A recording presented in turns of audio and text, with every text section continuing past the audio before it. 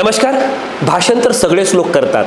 म्हणजे गावागावात, खेड्याखेड्यात, तालुक्याला अनेक लोकांचे सातत्यानं भाषणं तुम्ही ऐकता. पण ते परफेक्ट आहेत का? आणि परफेक्ट भाषण कसं केलं पाहिजे? आणि परफेक्ट भाषण कशाला म्हणायचं? भाषण करणारे लोक तर गावागावात दिसतील, तालुक्याला दिसतील, शहरात दिसतील, गल्लीत हातात माईक घेऊन बोलणारे लोक दिसतील. पण त्या लोकांची वक्तृत्वात प्रगती का होत नाही? भाषणामध्ये ते लोक पुढं का जात नाही? वक्तृत्वामध्ये त्या लोकांचा प्रवास तिथपर्यंतच का असतो? का ही लोक फार पुढे जात नाहीत? त्याचं कारण आहे ती परफेक्ट भाषण करत नाहीत. आणि मग परफेक्ट भाषण म्हणजे काय? कसं केलं पाहिजे परफेक्ट भाषण? ही लोक करतात काय माहिती आहे का? जी लोक भाषणात पुढे जात नाहीत, जी लोक भाषणात प्रगती करत नाहीत, ज्या लोकांच्या भाषणाला मागणी येत नाही. म्हणजे मला काय सांगायचं कळलंय का तुम्हाला?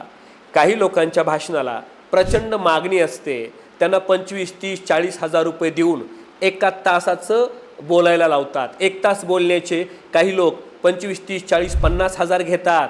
आणि काही लोकांना 5 मिनटं व्यासपीठावर संधीसुद्धा दिली जात नाही. याचं कारण आहे ती लोक, ज्या लोकांना संधीच दिली जात नाही, ती लोक अजून भाषणात परफेक्ट नाहीत.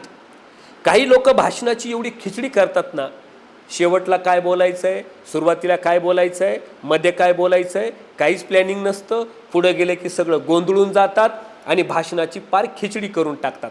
कुठं काय पण बोलतात, सुरुवात कशी पण करतात, सगळं गोंधळून जातात. तो धीरोदात्तपणा त्यांच्याकडे नसतो, तो खंबीरपणा त्यांच्याकडे नसतो, ती स्थिरता त्यांच्याकडे नसती. सगळी चलबिचल होते आणि भाषणाचा सगळा गोंधळ करून टाकतात, सगळा बट्ट्याघोळ करून टाकतात. म्हणून त्यांचं भाषण परफेक्ट होत नाही. आणि त्यांनाही वाटतं की हो, मी जे बोललो ते योग्य नाही बोललो. भाषण झाल्यानंतर वाटतं होय, मी जे बोललो ते परफेक्ट नाही बोललो. होय, मी जे बोललो ते कुठं काहीही बोललो, कसंही बोललो आणि फक्त वेळ मारून नेली. म्हणजे बरेच लोक भाषणामध्ये फक्त वेळ मारून नेतात. एक लक्षात ठेवा, भाषणात वेळ मारून नेऊ नका, मग तुमची चांगली वेळ कधीच येणार नाही. तुम्ही जर फक्त वेळ मारून नेण्यासाठी बोलणार असाल ना, तुम्ही जर फक्त वेळ मारून नेण्या इतपतच 5-10 मिनिटाचं भाषण करणार असाल ना, आणि तुम्ही फक्त भाषणात वेळ मारून नेणार असाल ना, तर तुमची चांगली वेळ भाषणात कधीच येणार नाही. त्यापेक्षा आपली चांगली वेळ येईल यासाठी आपण भाषणाला थोडा वेळ द्यायला शिका. आपण भाषणाला वेळ देत नाही, आपण भाषणाच्या तयारीला वेळ देत नाही, आपण भाषणाचं टाचन चांगल्या पद्धतीनं काढत नाही, आपण भाषणाचं चांगलं स्क्रिप्ट बनवत नाही आणि सुटसुटीत स्क्रिप्ट बनवत नाही आणि त्या भाषणाचा योग्य त्या पद्धतीनं सराव करत नाही.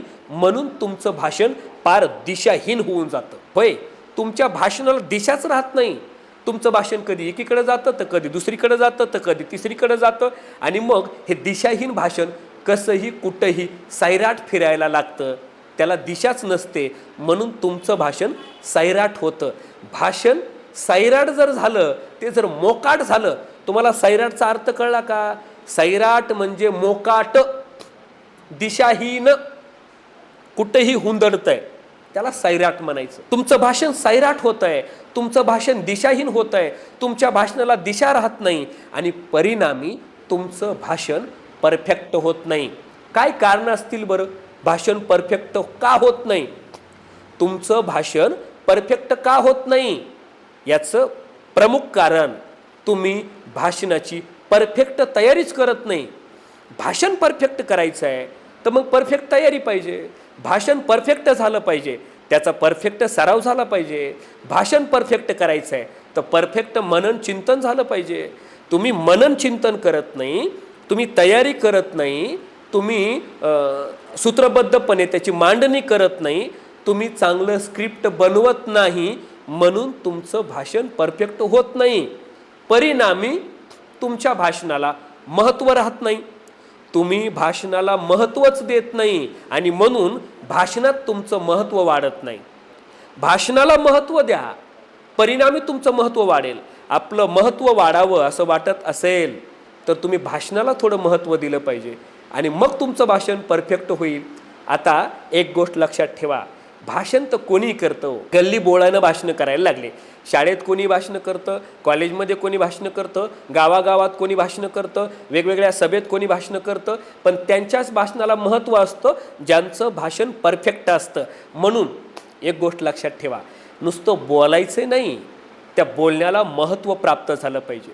नुसतं भाषण नाही करायचं, त्या भाषणाला महत्त्व प्राप्त झालं पाहिजे आणि मग ते भाषण तुमचं प्रोफेशनली वाटलं पाहिजे.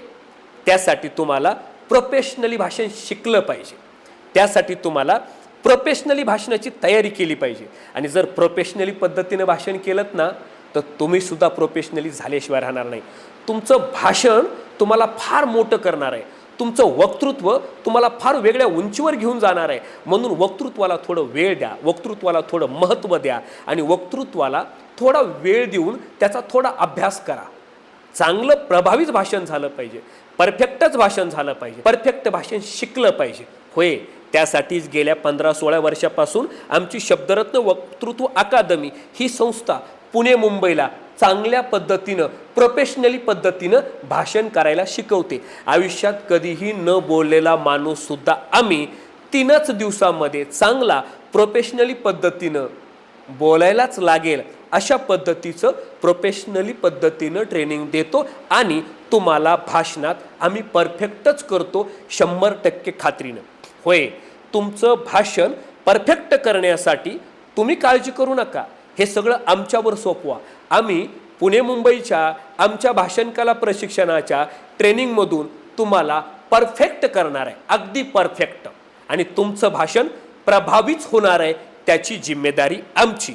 गेल्या 15-16 वर्षाच्या अनुभवातून आम्ही अनेक लोकांना जे आयुष्यात कधी बोलतच नव्हते, सातत्यानं त्यांचे भाषणं हे प्रभावहीन व्हायचे किंवा आयुष्यात ज्यानं कधी भाषण केलंच नाही अशा माणसाला सुद्धा आम्ही निर्भीडपणे भाषण करायला शिकवतो 100% खात्रीने. तुम्हाला खात्री करायची असेल तर माझ्या यूट्यूब चॅनलवर जाऊन सर्च करा किंवा सुशल नायकवाडे ऑफिशियल इंस्टाग्राम किंवा यूट्यूबला भेट द्या. आणि हो, यूट्यूबचा व्हिडिओ हा जो टाकला आहे तो तुम्हाला खरंच आवडला असेल ना तर नक्की कमेंट करा.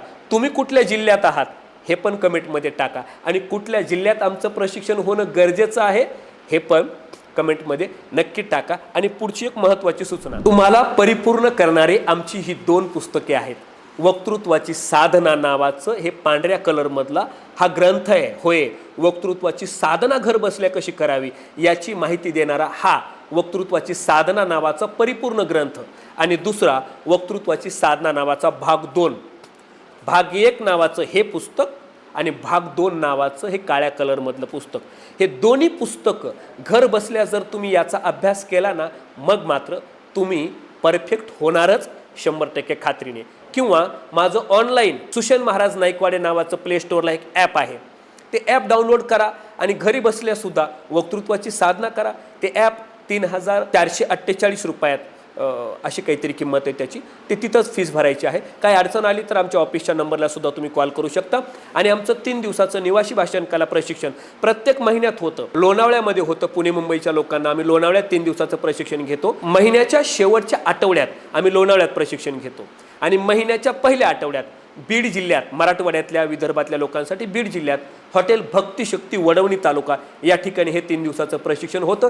तुम्ही 3 दिवसाचं प्रशिक्षण करा अथवा 1 वर्षाचा सुद्धा आमचा कोर्स पुण्यामध्ये चालतो, तो 1 वर्षाचा कोर्स करा, 3 दिवसाचं प्रशिक्षण करा अथवा ऑनलाईन ॲप घ्या किंवा हे पुस्तकं घर बसल्या मागवा, पण परफेक्ट भाषण शिका. भेटूया पुढील व्हिडिओच्या माध्यमातून. धन्यवाद.